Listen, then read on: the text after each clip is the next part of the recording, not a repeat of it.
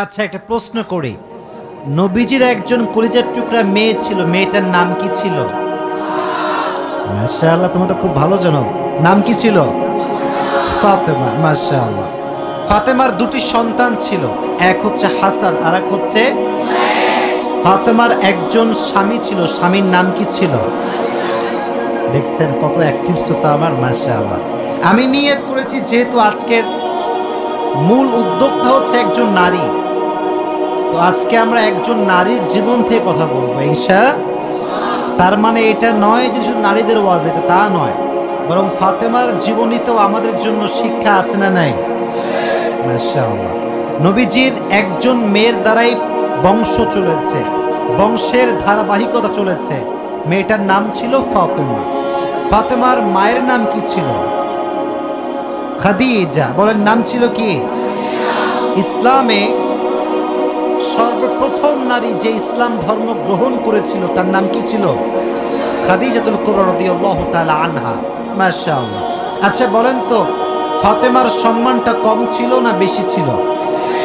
নবীজি বলেছেন, জান্নাতে সর্বপ্রথম যেই নারী প্রবেশ করবে এবং জান্নাতের সমস্ত নারীদের যে সরদারিনী হবে তার নাম হচ্ছে ফাতেমা রাদিয়াল্লাহু তাআলা আনহা। সুবহানাল্লাহ পড়া।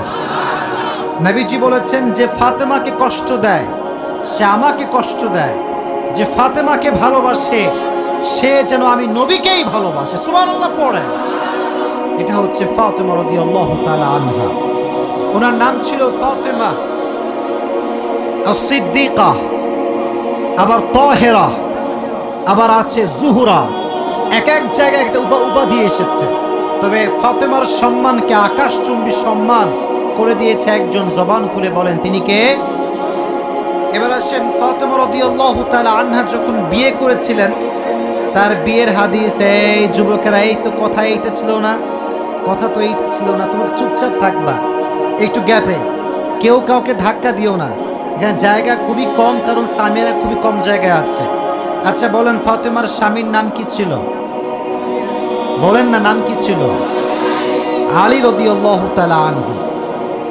যখন ফাতেমার বিবাহের বয়স ঘনিয়ে আসলো, সর্বপ্রথম ফাতেমাকে, যুবকের হাদিসটা মনোযোগ দিয়ে শুনো, খালি ডান বাম করে মোবাইল নড়াবো না, কথা শুনো। ফাতেমার বিবাহের জন্য সর্বপ্রথম যিনি বিবাহের প্রস্তাব নিয়ে এসেছিলেন তার নাম হচ্ছে আবু বকর। তার নাম কি? আমাকে জবাব দিবেন, তার নাম ছিল কি?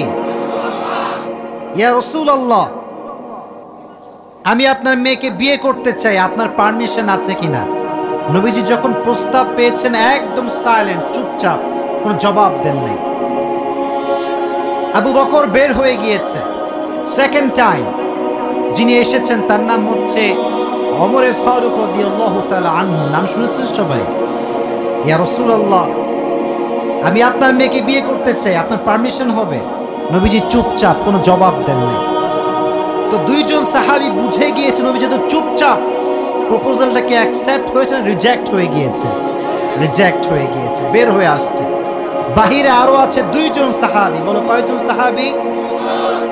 খেয়াল করে দেখবেন যুবক ভাইয়েরা, বন্ধু বান্ধব এক জায়গায় বসলেই বদমাইশ শুরু হয়ে যায়, ঠিক কিনা বলো যুবক ভাইয়েরা? কিছু কিছু যুবক খুবই ভদ্র, মেয়ে দেখতে চায় না। কিছু কিছু লুচ্চা বন্ধু আছে, বলে এই দেখ, দেখ,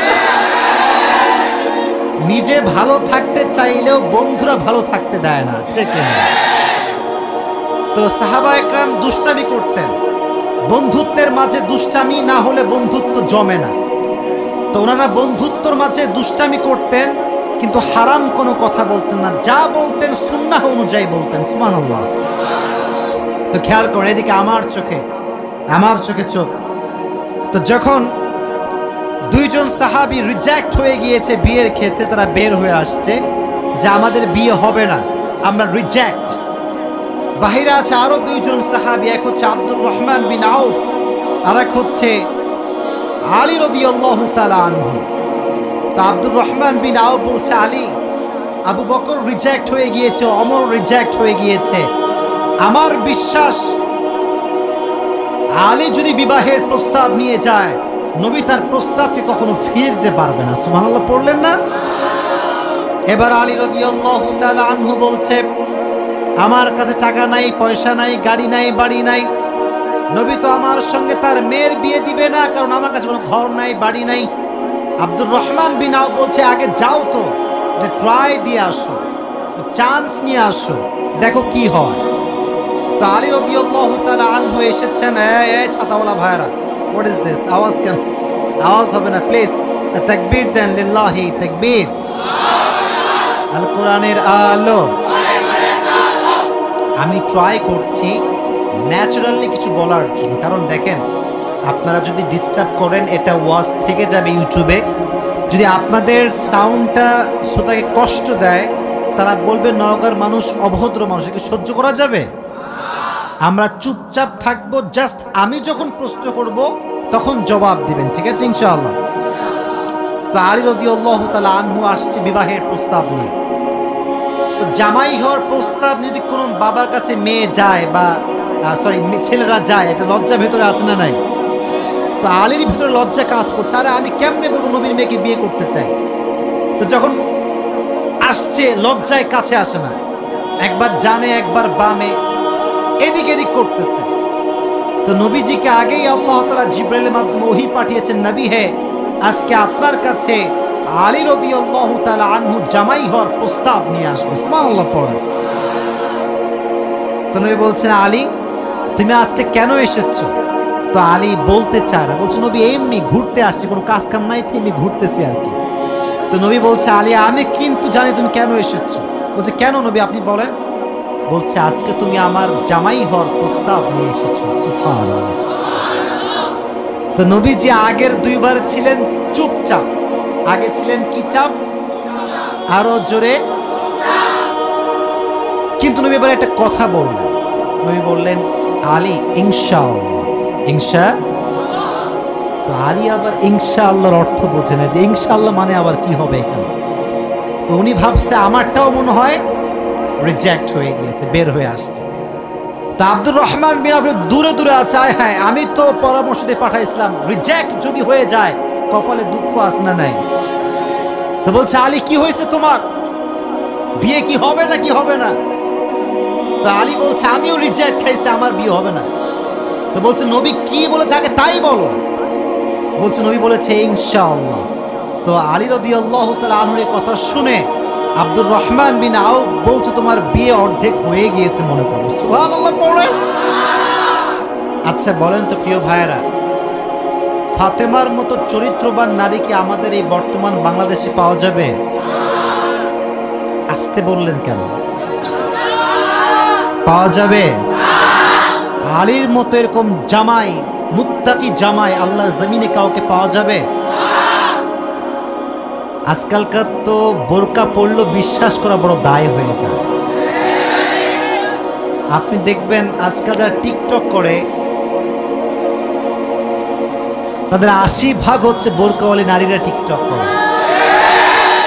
আমি কথা বলবেন না প্লিজ, নো কথা প্লিজ, আমি বলছি। দেখবেন টিকটকার মেয়েরা আসলে ইসলামটা বোঝে নাই। তারা মনে করছে জাস্ট বডিটা শো করব, কয়েকটা ফ্যান ফলোয়ার্স বাড়বে, বাস এনাফ। কিন্তু সে বুঝে নাই যে এই সামান্য কয়েকটা ফ্যান ফলোয়ার্স আমাকে জাহান্নামের আগুনে হাজার হাজার বছর পুড়িয়ে ফেলবে, ঠিক কিনা? They don't have any kind of realization, অনুধাবন নেই। এই যে একটা মেয়ের চেহারা আমরা দেখছি, তার উলঙ্গ চেহারা, উলঙ্গ বাড়ি ফেসবুকে সে শো করছে, টিকটকে সে শো করছে, আমাদের চোখ কি ভালো হচ্ছে না নষ্ট হচ্ছে? এই যে মেয়ের কারণে চরিত্র নষ্ট হচ্ছে, মেয়ের আমল নামায় গুনাহ আছে না নাই? তো ফাতেমা এরকম নারী ছিলেন না, এতটা খারাপ তিনি ছিলেন না। উনি ছিলেন সবচাইতে চরিত্রের সুমহান পর্যায়ের অধিকারিণী নারী। সুবহানাল্লাহ পড়া। তো লাস্টে নবীজি ফাতেমার কাছে আসছেন যে, ফাতেমা একটা কথা বলতে চাই আম্মা জান। দেখেন বাবা কাকে বলে, এই যুবকেরা বাবা কাকে বলে দেখো। বলছে আম্মা জান একদম মনোযোগ দিয়ে শুনবেন, ফিল করে শুনবেন। ফাতেমা তোমাকে একটা কথা বলতে চাই। আব্বাজান বলেন কি কথা? বলতেছে যে তোমার জন্য একজন পাত্র পেয়েছি বিয়ের জন্য। তো ফাতেমা বলছে মান হুয়া রজুল, হু ইজ দ্যাট পারসন, সে কে? তো নবীজি বলছেন তার নাম হচ্ছে আলী। তো আলীর নাম শুনে ফাতেমা একটা মুচকি হাসি দিয়েছে, সুবহানাল্লাহ পড়ে। তো মেয়েরা কিন্তু কাউকে পছন্দ করলে সরাসরি ইয়েস বলে না, একটা মুচকি হাসি দেয়। আর হাদিসে এসেছে বিয়ের ক্ষেত্রে মেয়েকে মুখ ফুটিয়ে হ্যাঁ বলতে হবে না, যদি সে মুচকি হাসি দেয় এটাই প্রমাণ বহন করে যে সে রাজি হয়ে গিয়েছে, ঠিক কিনা বলো? ফাতেমার যেহেতু মুচকি হাসি নবী দেখেছেন, নবী বলছেন ফাতেমা তোমার বিবাহ কার সঙ্গে ফাইনাল? কার সঙ্গে ফাইনাল? আলীর সঙ্গে ফাইনাল। তাহলে এই ক্ষেত্রে আমাদের একটা আদর্শ আছে ফাতেমার জীবনীর থেকে, যখন মেয়েকে বিয়ে দিবেন মুত্তাকি ছেলের সঙ্গে বিয়ে দেওয়া লাগবে, গাঁজাখোরের সঙ্গে বিয়ে দেওয়া যাবে না।